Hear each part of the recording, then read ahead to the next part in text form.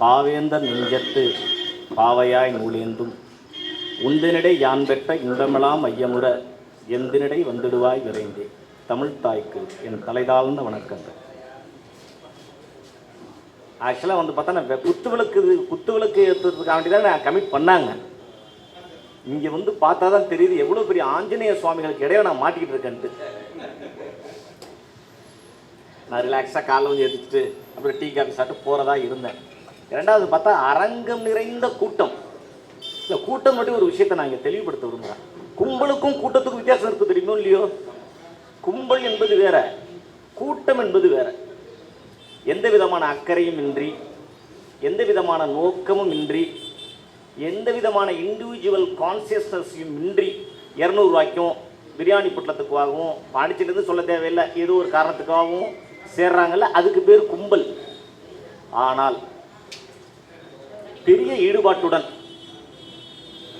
பெரிய அக்கறையுடன், அக்கறை நம்ம மேல உள்ள அக்கறையுடன், ஒரு கொள்கையுடன் சேரக்கூடிய மக்களுக்கு பேர் கூட்டம் என்பது பெயர். வேடிக்கை பார்க்க வருவது கும்பல், வேண்டியதை பெற வருவது கூட்டம். நீங்கள் ஒரு அற்புதமான கூட்டம் என்பதல்ல, இங்க நடக்கிறது என்ன தெரியுமா? சத்சங்கம். இங்க வந்து ஜோதிடர் மாநாடோ இல்ல ஆன்மீக ஆராய்ச்சி மாநாடோ நடப்பதா நினைக்கல. இது வந்து ஒரு அற்புதமான சத்சங்கம்.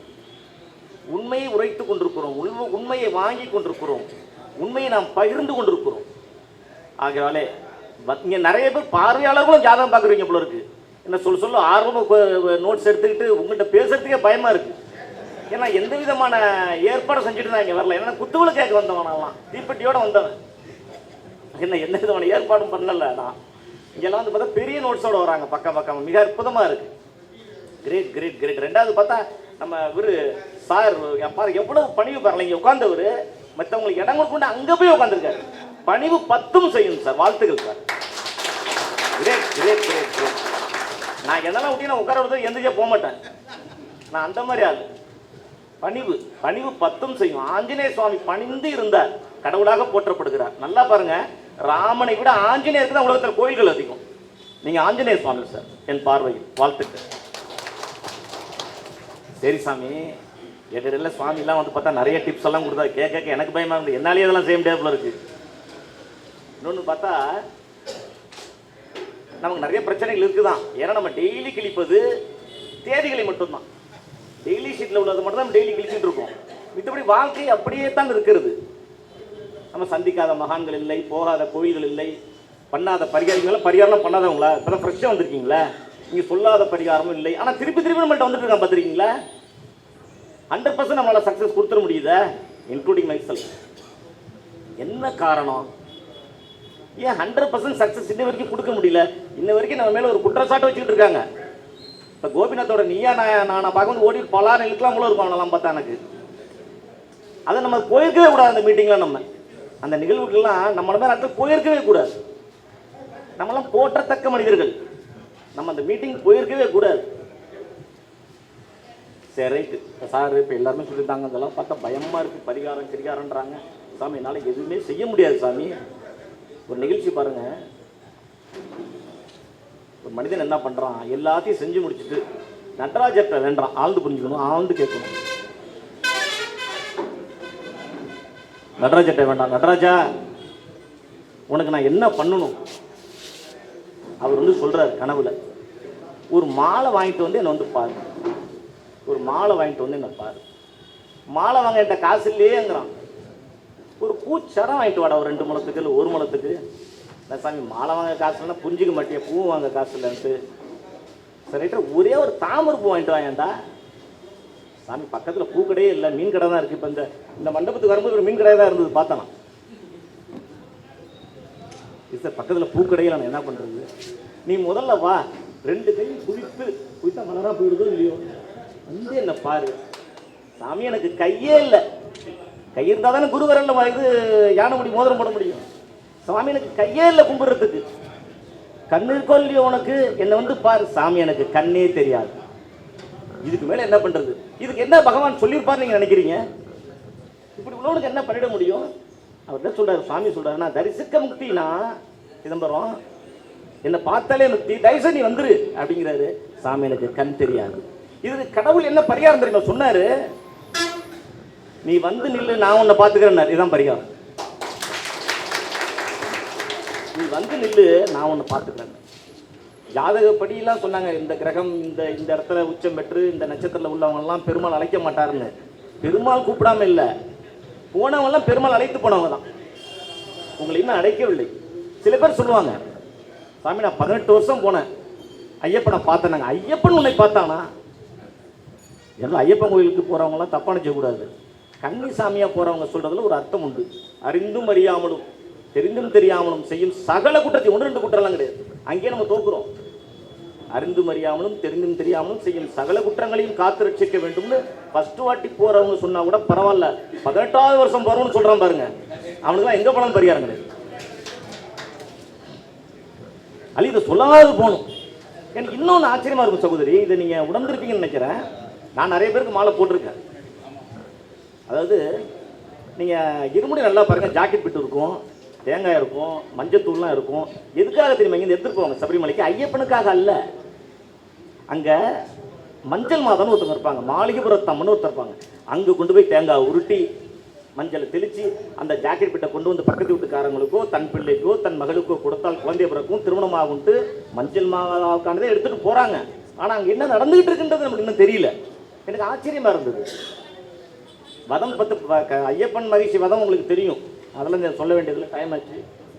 இந்த சாக போகிற தருவாயில் அந்த உடம்பிலிருந்து அந்த ஆத்மா வெளியே போகும் அந்த தருவாயில் இந்த மாளிகைபுரத்தம்மன் இந்த மஞ்சள் மதம் ஐயப்பன்ட்ட கேட்டுச்சான், உன்னை நான் லவ் பண்ணுறேன், நீ என்னை திருமணம் பண்ணிக்கொள். ஆழ்ந்து புரிஞ்சு தான் நடந்தது, பண்ணிக்கோ. வாய்ப்பே கிடையாது, நான் பிரம்மச்சாரி விரதத்தில் இருக்கேன், அதெல்லாம் கிடையாது, உன்னை எனக்கு பிடிச்சிருக்கு, என்னை திருமணம் பண்ணிக்கோ. ஒரு பரிகாரம்னு ஆழ்ந்து அதான் இங்கே பிரச்சனை. ஒரு பரிகாரம் என்ன? எந்த வருஷம் ஒரு கன்னிசாமி கூட என்னை வந்து பார்க்கலையோ அந்த வருஷம் நான் கல்யாணம் பண்ணிக்கிறது கொடுத்துட்டாரு. எந்த ஒரு ப்ராடக்ட்டுக்கும் கண்டிஷன் இருக்கும், ஆழ்ந்து பார்த்துக்கணும், ஆழ்ந்து புரிஞ்சுக்கணும். இதுக்கு அவர் என்ன சொல்றாரு? எந்த வருடம் கன்னிசாமி ஒருத்தவங்க கூட என்னை வந்து பார்க்க வரவில்லையோ மஞ்சள் மாதம் உடனே நான் திருமணம் பண்ணிக்கிறேன் சொல்லிட்டாரு, டிக்ளேர். அந்த மஞ்சள் மாதம் ஒவ்வொரு வருஷமும் சரங்குத்தி ஆளுக்கு வருது. அதை நான் எப்படி தெரிஞ்சுக்கணும்னு கேட்குது. ஒவ்வொரு வருஷமும் வந்து பாரு, சரங்குத்தி ஆள்னு ஒரு இடம் இருக்கும், அங்கே சரம் குத்திருப்பாங்க. எந்த வருஷம் சரம் குத்தப்படலையோ அப்போ கன்னிசாமி வரலன்னு அர்த்தம். அந்த வருஷம் நான் மேரேஜ் பண்ணிக்கிறேன்னு சொல்லிருக்காரு. இந்த அம்மாவும் ஒவ்வொரு வருஷமும் வருதாங்க, கீழே சரம் குத்தி இருக்கான், அழுதுகிட்டே போகுமா. நான் கூட சொல்ல விளையாட்டா, ஏன்பா உங்கள் வீட்டு பொண்ணு நல்லா இருக்கணும், உன் பேத்தி நல்லா இருக்கணும், உன் குழந்தைக்கு கல்யாணம் ஆகணும், குழந்தை பிறப்புலாம் வேண்டிட்டு போறியே, ஒரு வருஷம் ஐயப்பன கல்யாணம் நடந்தால் தான் என்ன, ஒரு வருஷம் கன்னிசாமி போகாம தான் இருங்களேன்னு சொல்லி பார்த்துட்டேன். யாரும் தப்பான ஜீவனா என்ன சொல்லி ஆமதிக்கிறீங்களா? அதை என்ன எல்லாம் இதாக எடுத்து சொல்ல மாட்டாங்க. ஏன்னா எப்போதுமே பெண்களுக்கு ஆதரவாக நான் பேசுகிறேன்னு சொல்லிடுறாங்க. நான் கூட சொல்லுவேன், பெண்களுக்கு ஆதரவாக பேசலை. உண்மையிலே என்னென்னா பரிக்கிரசதா மாதா கரம் ரஷித்யோத பாத்ராம் கிரகத்ரேஷத்யதாகந்ததா, அது பெரிய நீண்ட மந்திரம் ஒன்று உண்டு யஜூரில். என்னென்னா, உன்னால் எதுவுமே பண்ணி தீர்க்கவே முடியலையா, உன் கஷ்டம் போகவே இல்லையா, ஒன்றே ஒன்று செய். அந்த காலத்தில் உள்ளது, அதை இப்போ கன்வெர்ட் பண்ணி சொல்கிறேன். உங்கள் அம்மாவுடைய ஃபோட்டோவை, நான் சொல்கிறது அம்மாவுடைய ஃபோட்டோ, நீ வேறு எதுவும் அம்மான்னு போயிடாதீங்க, உங்கள் அம்மாவுடைய ஃபோட்டோவை லேமினேட் பண்ணி பாக்கெட்டில் வைங்க. நீங்கள் எந்த பரிகாரமே செய்ய வேண்டியதில்லை. பரிகார செம்மல் பக்கத்துலேயே உட்காந்துருக்காங்க சகோதரி, அவங்க தான் கோச்சி வேண்டாம், நீ பாட்டு வந்த விளக்கேற்ற வந்தவங்களாம் பேசட்ட அப்புறம் தான் ஏதாவது ஒன்று பேசிட்டு போடுவான் இல்லைப்பா. அதில் இதுக்கு திருக்குறளில் கூட ஒரு குறள் இருக்குங்க. திருக்குறள் என்னப்பா அதை டிஸ்ட்ராக்ட் ஆகுது. ஏன்னா நீ ஓப்பனாக புரிஞ்சுங்க, நான் எது தயார்படுத்திட்டு நான் பேச வரல, அதில் டிஸ்ட்ராக்ட் பண்ணி டக்குன்னு வேற எங்கேயும் போய்டும். ஆக்சுவலாக இது சம்மந்தமாக திருவள்ளுவரே குறிப்பிட்டிருக்காரு, ஆனால் பரிகாரத்துக்காண்டி குறிப்பிடலை. இது சம்பந்தமாக ஒன்று எழுதியிருக்காரு. வினை வழியும் தன் வழியும் மாற்றான் வழியும் என்ன துணை வழியும் தூக்கி செயல்.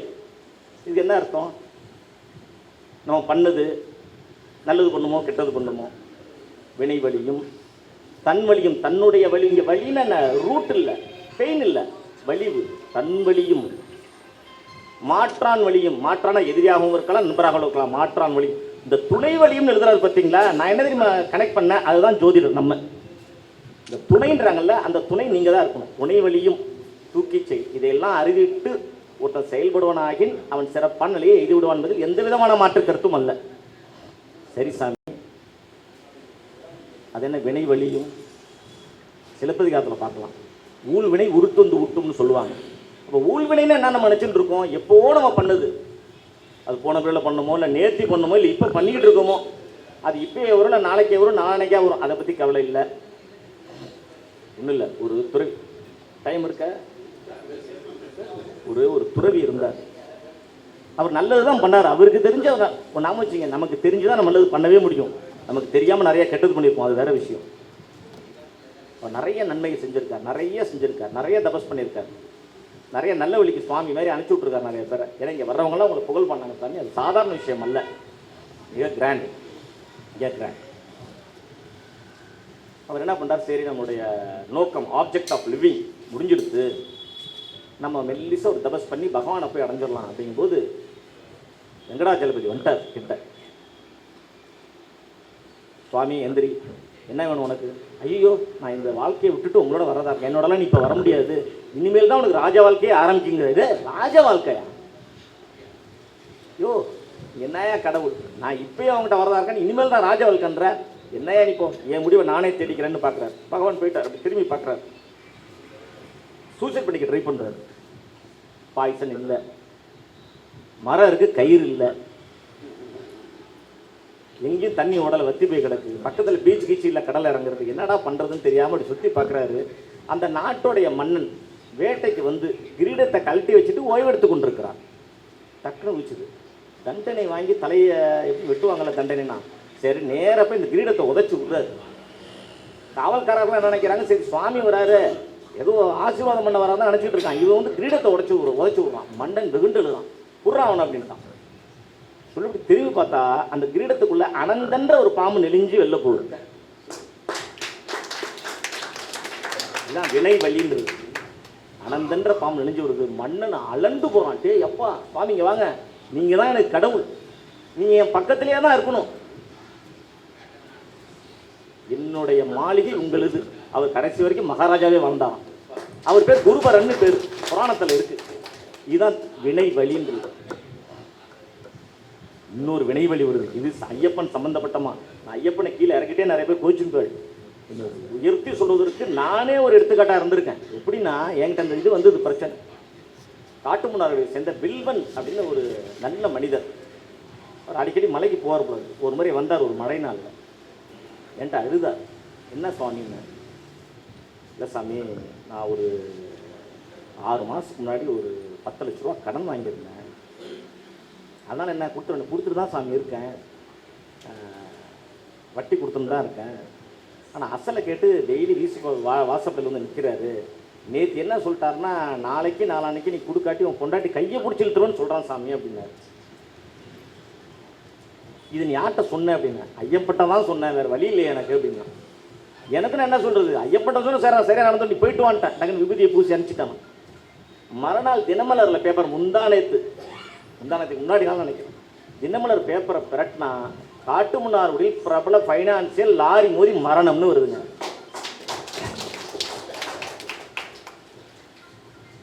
நீங்கள் அழுறீங்க பாருங்க, அது வினைபதி. உங்களை ஆண்டவன் அனாவசியமாக அளவிட மாட்டான். ரெண்டாவது, நமக்கு அளவே தெரியறதில்லை. நம்ம கடவுளை வேண்டவே தெரியல நமக்கு. முதல்ல நம்ம கோயிலுக்கு போனாவே கடவுளே உனக்கு கண்ணு இல்லையான்னு ஆரம்பிப்போம். பார்த்துறீங்களா, கடவுள் உனக்கு காது இல்லையா, சாமி உனக்கு கண்ணு இல்லையா, செவிடா நீ தெரியும், இன்னும் போகிறதுல உனக்கு ஹார்ட் இல்லையா, கிட்டி இல்லையா, குடல் இல்லையான்னு கேட்போம்ல இருக்கு, இன்னும் போகிறதில் மூளையே இல்லையான்னு கேட்டாலும் கேட்போம். நம்ம அந்த லெவலில் இப்போ நம்ம இருக்கும். சரி, நம்ம வினைவெளி பார்த்துட்டோம். சரி, இப்போ தன்வழி. இங்கே தன்வழினா வேற எதுவும் இல்லை, நம்மளுடைய புத்தி, நம்மளுடைய மனசு, நம்மளுடைய ஆன்மா, இதுதான் தன்வழி.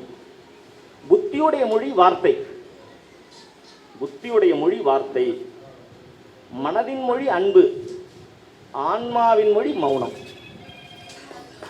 அங்கு புரியுது. புத்தியின் மொழி வார்த்தை, மனதின் மொழி பியூர் அன்பு, ஆன்மாவின் மொழி ஜஸ்ட் மௌனம். அவ்வளோதான். இந்த புத்திக்கும் ஆன்மாவுக்கும் ஒரு மெல்லிய தொடர்பு உண்டு. அதாவது வார்த்தைக்கும் மௌனத்துக்கும் ஒரு மெல்லிய தொடர்பு உண்டு. என்னன்னா, மௌனம்னா வாய் மூடி அமர்ந்திருப்பது அல்ல, எதுவும் பேசாமல் அமர்ந்திருப்பதல்ல மௌனம். அங்கே நாக்க கட் பண்ணிட்டு போயிடலாம், நாக்க கடிச்சிட்டு உட்காந்துருக்கலாம். அது நீங்கள் பல்ல புடுங்க கூட உங்களால் பேச முடியாது. அதுக்கு பேர் மௌனம் இல்லை. பேச வாய்ப்பு கிடைக்கும் போது தெளிவாக பேசுதல் மௌனம்.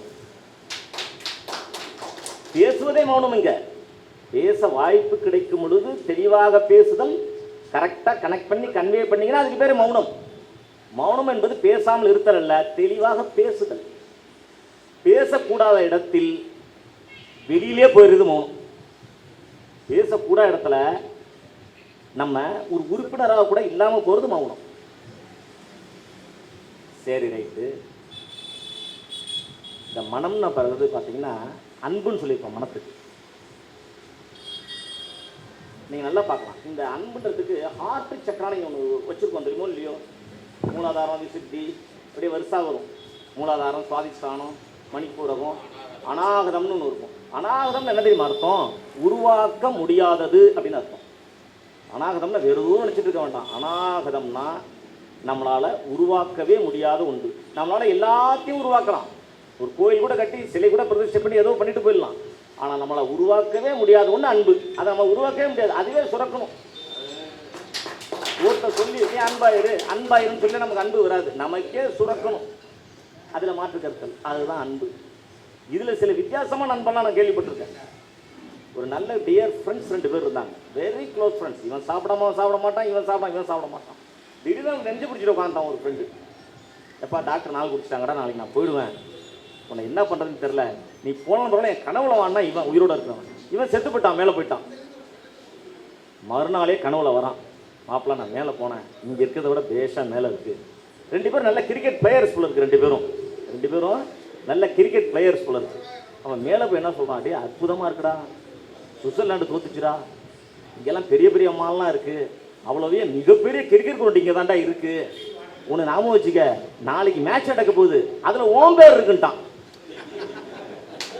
இந்த மாதிரி அன்பை வெளிக்காட்டுறவனும் இருக்கான் நிறையா. அன்பு என்பது தானாக சுரத்தல். சரி, ரைட்டு. அடுத்தவன் என்ன சொன்னோம்? மாற்றான் வழியும்னு ஒரு இடத்துல நம்ம வந்தோம். மாற்றான் வழி. மாற்றான்னா நம்ம இன்னும் பகைவர்னு நினச்சிக்கிட்டு இருக்கோம். ஒருவேளை நம்ம நண்பராக கூட இருக்கலாம்.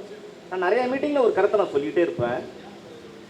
நம்முடைய அநேக தோல்விக்கு காரணம் நம்ம நெஞ்சில் எங்கேயும் குத்து வாங்கியிருக்கவே மாட்டோம். நம்ம முதுகில் தான் குத்து வாங்கி தோற்றுருப்போம். ஆழ்ந்து புரிஞ்சுக்கிங்க. நம்முடைய அநேக தோல்விகளுக்கு நம் மார்பு காரணமாக இருக்காது, நம் முதுகு தான் காரணமாக இருக்கும். உங்கள் முதுவை நீங்கள் தடவி பார்த்தீங்கன்னா 3 கத்தி எப்போதும் சொருவப்பட்டு இருக்கும். எப்போதும் சொருவப்பட்டிருக்கும். 3 கத்தி கன்ஃபார்மாக இருக்கும். அதில் முதல் கத்தியை உருவி பார்த்தீங்கன்னா உங்கள் ரிலேஷன் பேரெல்லாம் எழுதியிருக்கும். அதில் வரிசையாக ஒரு பேர் விட்டுருக்காது, எல்லா பேரும் இருக்கும் உங்கள் ரிலேஷன் பேர். இங்கே பத்திரிகையில் யார் யார் பேர்லாம் போட்டு பிரிண்ட் பண்ணீங்களோ அவங்க பேர்லாம் அந்த கத்தியில் இருக்கும். கோச்சிக்க வேணாம். சரி, ரைட்டு. 2வது கத்தியை அப்படி உருவி பாருங்கள், உங்கள் க்ளோஸ் ஃப்ரெண்ட்ஸ் பேர்லாம் இருக்கும். உங்கள் க்ளோஸ் ஃப்ரெண்ட்ஸ் அவங்க பேர்லாம் இருக்கும். 3வது கத்தியை எடுத்து பாருங்களேன், நீங்கள் ஆச்சரியப்படுவீங்க, உங்கள் பேரே இருக்கும். அது இந்த இடத்துல தன் வழியும் மாற்றான வழியாக போயிடுது.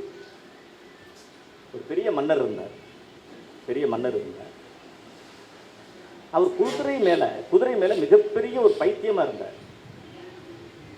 அதை பார்த்துட்டு அவர் ஏமாத்தணுன்ற ஒரு பெரிய வியாபாரி வரான். மன்னா, பறக்கும் இயல்புடைய ஒரு குதிரை இருக்கிறது, 1 கோடி ரூபா, 10 லட்சம் வராங்க அப்படின்ட்டான். மன்னர் மயங்கி போனான். அட்வான்ஸாக ஒரு 5 லட்சம் வராங்க கொடுக்கணும். மந்திரி கொடுத்து ஒரு குறிப்பு எழுதி வை அப்படின்ட்டார் மந்திரிகிட்ட. மந்திரி எழுதுனான், என் மன்னன் ஒரு முட்டாள் அப்படின்னு எழுதி வச்சுட்டான். எழுதி வச்சு அப்படி கொடுக்குறான். என்னையா அது அப்படின்னா, இல்லை மன்னா இது கொடுத்தது தப்பு, ஒரு இடம் கொண்டு வந்து கொடுத்துட்டா நானும் ஒரு முட்டாள்னு எழுதுவேன்னா. இவ்வளவுதான். நல்லா வச்சு பாருங்க. நான் உங்கள்கிட்ட சொல்லலை. சில மனிதர்களை சிரமப்பட்டு முட்டாளாக்க வேண்டும், சில மனிதர்களை சிரமமே இல்லாமல் முட்டாளாக்க வேண்டும். அநேக மனிதர்கள் முட்டாளாகத்தான் இருப்பார்கள். அவர்களை வரக்கூடியவர்களை அப்படி நினைக்காம, வர்றவங்களை அப்படி நம்ம நினைக்காம, நம்ம அந்த மந்திரியாகவோ மன்னனாகவோ இல்லாமல், இந்த வியாபாரியாகவும் இல்லாமல் இருந்தீங்கன்னா நீங்கள் வேற யாரும் இல்லை, கடவுள். வீட்டக்காரர்கள் கடவுள் இருங்க. நமக்கு எந்த புக்கும் தேவையில்லை, எந்த செல்லும் தேவையில்லை, எந்த ஊருக்கு வேணாலும் நம்ம பிழைச்சிடலாம், எந்த ஊருக்கு வேணாலும் பிழைச்சிடலாம். இதை விட பெரிய ப்ரொஃபஷன் கிடையவே கிடையாது. சரி சாமி, இதை பற்றி ஒரு சின்ன எக்ஸாம்பிள் சொல்லிட்டீங்க, கடைசியாக என்ன சொல்ல வந்த? துணை வழியும். இங்கே துணை வழியும்னா வேற ஒன்றும் இல்லைங்க, நம்ம நல்லா கைட் பண்ணுறதை பொறுத்து இருக்கு. ஏன்னா நம்மளை தேடி தான் வர்றாங்க. துணை வழியும், துணை வழியும் தூக்கி செயல். கடைசியாக வர்றது நம்ம துணை வழி, நம்ம தான் துணை. ஒரு பெரிய ஜாதகக்காரர், பெரிய துறவி, சுவாமி மாதிரி கண்ணை மூடி அப்படியே இருக்கார். அவங்க சிஷ்யெல்லாம் வராங்க, பொதுமக்கள்லாம் வந்து பார்க்க வராங்க. அவர்கிட்ட கேட்குறாங்க, சுவாமி வாழ்வின் நீளம் என்ன? ஆழ்ந்து புரிஞ்சுக்கணும். சுவாமி வாழ்வின் நீளம் என்ன? எல்லாரும் நினைக்கிறாங்க 60 வயசு சொல்லுவார், 100 வயசு சொல்லுவார், 120 வயசு சொல்லுவார். ஆனால் ஒரு ஜாதகக்காரர் கால்குலேட் பண்ணி 120, ஒரு 80, ஒரு 90 சொல்ல, ஒரு மூச்சு அப்படின்னாரு. இதுதான் இன்டலெக்சுவல். வாழ்வின் நீளம் என்ன? ஒரு மூச்சு அப்படின்னா. என்ன சாமி சொல்றீங்க? ஒரு மூச்சு என்பது ஒரு கணம். அந்த கணத்திலே வசித்தால் நீ நீண்ட காலம் வசிக்கலாம், அவ்வளவுதான். ஆனால் நாம் எப்படி திரும்ப வாழ்ந்து கொண்டிருக்கிறோம்? நேற்றைய கவலைகளில் இன்று உழண்டு கொண்டிருப்போம். இல்லாவிட்டால் எதிர்கால தப்பான திட்டமிடலில் உட்கார்ந்துருப்போம். என்னன்னா, நேற்றைய கவலையில தான் எல்லாருமே இருப்போம். இல்லாட்டி நாளைய தப்பான திட்டமிடலில் அமர்ந்திருப்போம். இல்லாட்டி தவறான எதிர்பார்ப்பிலே அமர்ந்திருப்போம். இன்றைய நிகழ்வுகளில் நாம் வாழ கற்றுக்கொண்டோமானால் நம்ம ஒரு வாட்டிக்கு மேலே இன்னொரு வாட்டி போய் இன்னொருத்தவங்க யாரையும் பார்க்க வேண்டிய அவசியமே இல்லை. சில பேர் சொல்லுவாங்க, எல்லா கோயிலும் போயிட்டோம் சாமி, ஒரு கோயில் இல்லைம்பாங்க. ஒன்றும் நான் ஒரு குருக்களாக இருந்திருக்கேன். என் இளமையில் திருச்சோபுரம்னு பேர், அந்த கோயில் பேர். ஒரு மாதிரி பிரதோஷம் பண்ணும்போது ஒரு தேங்காய் உடப்படும் போது அழுவி போச்சு. அந்த அம்மா கண்ணீர் விட்டு கலங்கினாங்க. நான் ஒன்று சொன்னேன், அப்படிலாம் இல்லைம்மா, நல்ல விஷயத்துக்காக நீங்கள் தேங்காய் உடைக்கும் போது தேங்காய் அழுவி போயிருந்தா உங்களுக்கு பிடிச்சதெல்லாம் போயிடுச்சுன்னு அர்த்தம்னு சொல்லிட்டேன். கைத்தட்டிங்க. ஆனால் அந்த பிரதோஷம் என்ன தேவை நடந்தது? வர்ற எல்லா தேங்காயும் அழுவி இருந்தது. என்ன காரணம்னா, எல்லாரும் போய் கேட்டுருக்காங்க, தேங்காய் கடைக்காரங்க. ஒரு சாமி ஒருத்தர் சொன்னார், ஒரு அலுவலக தேங்காயை கொடுங்கன்னாங்க. அப்படிதாங்க நம்ம மனநிலையே இருக்கு. அதெல்லாம் தப்பான திட்டமிடல்ன்றது. இரண்டாவது ஒன்று இருக்கு, நம்ம கைட் பண்ணணும். நம்ம இந்த கோயில் போய் விளக்கு போடு, இந்த கோயிலை போய் அது செய்யன்றதையும் தாண்டி மிகப்பெரிய கைட் பண்ணணும். எப்படின்னா, ஃபார் எக்ஸாம்பிள் சொல்கிறோம், இப்போ நம்ம நாளின் நீளம் என்னன்னு பார்த்தோம், ஒரு வாழ்நாளின் நீளம் என்னன்னு. கடவுளுக்கும் நமக்குமான தூரம் என்ன? எவ்வளோ தூரம் இருக்கும்? ஒரு குத்து மதிப்பா நீ அண்ணாந்து பார்த்தா சந்திரன் 4.5 லட்சம் கிலோமீட்டரில் இருக்காரு. குறைச்சபட்சம் நமக்கு அருகாமையில் உள்ள கோள் சந்திரனே 4.5 லட்சம் கிலோமீட்டர் இருக்காரு. அப்போ பரமபிதா வெங்கடாஜலபதி, எம்பெருமான், நடராஜபுரம் எவ்வளோ தொலைவில் இருப்பார்? கிருஷ்ணர் எவ்வளோ தொலைவில் இருப்பார்? எவ்வளோ தொலைவில் இருப்பார்? நம்மளால சொல்ல முடியுமா? ஆனால் பாருங்க, கௌரவருடைய அவையிலே பாஞ்சாலி துன்பப்படுத்தப்படுகிறார். அவ துவாரகவாசான் கூப்பிடுறாரு, பகவான் வரல. வைகுண்டவாசான் கூப்பிடுறா, பகவான் வரல. இதய கமலவாசான் கூப்பிடுறா, பகவான் வந்துட்டார். ஆழ்ந்து புரிந்து கொள்ளுங்கள். நீங்க மட்டும் இல்லை, வர்றவங்களுக்கும் புரிய வைங்க. கடவுளுக்கும் உங்களுக்குமான தொலைவு என்று ஒன்றுமே இல்லை. கேளுங்கள் தரப்படுன்ற வார்த்தையே போய் ஆல்ரெடி உங்களுக்கு தந்தாச்சு, நீங்க கேட்க வேண்டிய அவசியமே கிடையாது. இன்னொன்று, தட்டுங்கள் திறக்கப்படணும் ஒரு தர்மத்தில் சொல்லியிருக்கு. நீங்க இங்க தட்ட வேண்டிய அவசியமே இல்லை, ஏன்னா நீங்க கதவே இல்லை. முதல்ல நம்ம தர்மத்தில் தட்ட வேண்டிய அவசியம் கிடையவே கிடையாது. ஏன்னா தட்ட வேண்டிய அவசியம் இல்லை, கதவே முதல்ல கிடையாது. நீ டைரக்டா உள்ள வர வேண்டியதுதான். நீ வரட்டி அவர் வருவார். ஆகையாலே பரிகாரத்திலே மிகப்பெரிய பரிகாரம், நல்லா தியானம் செய்யுங்க. நீங்க எது திருநாகேஸ்வரம் போறீங்க அப்படின்னா அந்த பாம்பை பார்க்குறோம், கற்பூர ஆராதனை காட்டுறோம், அதெல்லாம் முக்கியம் இல்லை. அந்த கோயிலில் உட்காருங்க. நம்முடைய ஜோதிடக்காரர் சொன்னார், பாலாபிஷேகம் பண்ண சொன்னார், கற்பூராதனை பண்ண சொன்னார், அர்ச்சனை பண்ண, அது மட்டும் போதாது. அமருங்க, சுவாசத்தை விட்டுப்பா. எங்கே போனாலும் சுவாசத்தை விட்டு பாருங்க. நேற்றைய மறங்க, நாளைய மறங்க, தற்போதையும் மறந்து போய்டும். உங்களுக்கு ஞாபகம் வச்சுங்க. அப்படி மட்டும் நீங்கள் உட்காந்துட்டீங்கன்னா நேற்றைய மறந்து போயிடுவீங்க. நாளைய பற்றிய பிரக்கையும் இருக்காது, தற்போதைய பிரக்கையும் இருக்காது. இந்த ஞாபகம் வைத்துக் கொள்ளுங்கள். பிரார்த்தனை என்பது நீங்கள் கடவுளுடன் பேசுவது. தியானம் என்பது கடவுள் உங்களிடம் பேசுவது. ஆக அன்பானவர்களே, நீண்ட நேரம் நான் என்ன குத்துவலை கேட்க வந்தவன், என்கிட்ட போய் அரண்மையாக சொல்லாத தப்பு. ஆகையாலே கடவுளிடம் எப்போதும் பேசுங்கள். கடவுள் பேச உங்களிடம் தயாராக இருக்கிறார். வாழ்த்துக்கள்.